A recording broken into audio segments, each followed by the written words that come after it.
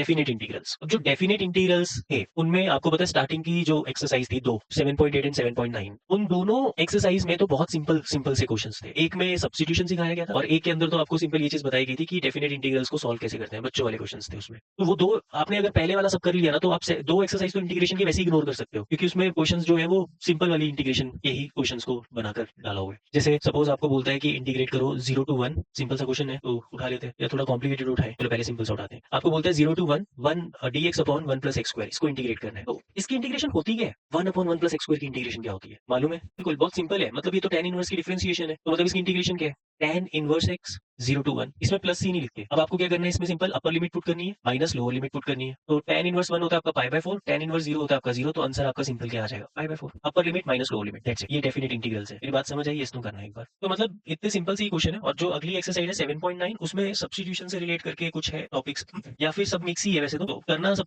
में सेम ही है, आपको कुछ नहीं करना, ठीक है? कोई भी क्वेश्चन डिफरेंट या डिफिकल्ट नहीं है। एक बार ये क्वेश्चन ट्राई कर लो, फिर प्रॉपर्टीज पर आएंगे जो सबसे इंपॉर्टेंट है। सबसे पहली चीज तो ये है बेटा, इस क्वेश्चन में देखकर पता चल रहा है कि ये वही वाला क्वेश्चन है जिसमें एक फंक्शन और उसकी डिफरेंशिएशन होती है, और 1/x की डिफरेंशिएशन माइनस 1/x स्क्वायर भी होती है। बट प्रॉब्लम ये 2 है, और प्रॉब्लम ये 2x भी है, क्योंकि 2x नहीं होना चाहिए था, x ही होना चाहिए था। तो हम इस क्वेश्चन को कन्वर्ट कर लेते हैं। हम क्या करते हैं, लेट कर लेते हैं। Let 2x is equal to 2 dx इसके इक्वल होगा, dt के इक्वल होगा। मींस इस dx को क्या लिख सकता हूँ, dt बाय 2, 2 को मैं 1/2 को मैं बाहर लिख रहा हूँ। डेफिनेट इंटीग्रल में एक ये चीज फायदा होती है कि आप ना ये जो लिमिट्स होती है, जब भी आप लेट करते हो, सब्स्टिट्यूशन मेथड का यूज करते हो, उसी टाइम पे लिमिट्स को चेंज करते हो, तो आपको वापस से सब्स्टिट्यूट करने की जरूरत नहीं पड़ती है। ये चीज ध्यान में रखनी है। मतलब जब मेरा x 1 के इक्वल है तो हम यहाँ पे 1 पुट करके t की वैल्यू निकाल लेंगे, और जब मेरा x 2 के इक्वल है तो यहाँ पर हम x की जगह पे 2 पुट करके t की वैल्यू निकाल लेंगे। तो मींस मेरे जो इंटीग्रल्स है वो 2 to 4 जा रहे हैं। फिर उसके बाद हम सब कुछ t की फॉर्म में कन्वर्ट करेंगे। मतलब 1/x, मतलब x की जगह पर अब आप क्या लिखोगे, t/2 लिखोगे। मतलब यहाँ t/2 लिखोगे तो ये 2/t बन जाएगा, माइनस इस x स्क्वायर की जगह पर भी आप क्या लिखोगे, t²/4, मतलब 4 ऊपर चला जाएगा, 4/2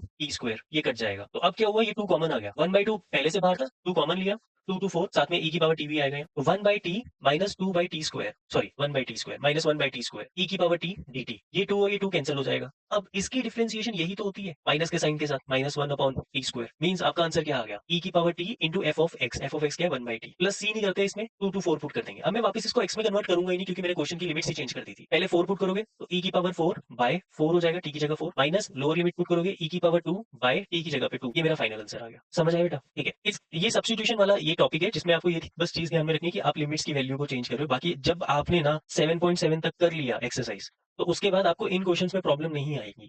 मतलब 7.8 एंड 7.9 में प्रॉब्लम नहीं आएगी। मेन अब आपकी 7.10 एक्सरसाइज है, जो आपकी किस पर बेस्ड है, बहुत सारे प्रॉपर्टीज पर बेस्ड है। देन मिसलेनियस प्रॉपर्टीज कौन कौन सी है आपकी।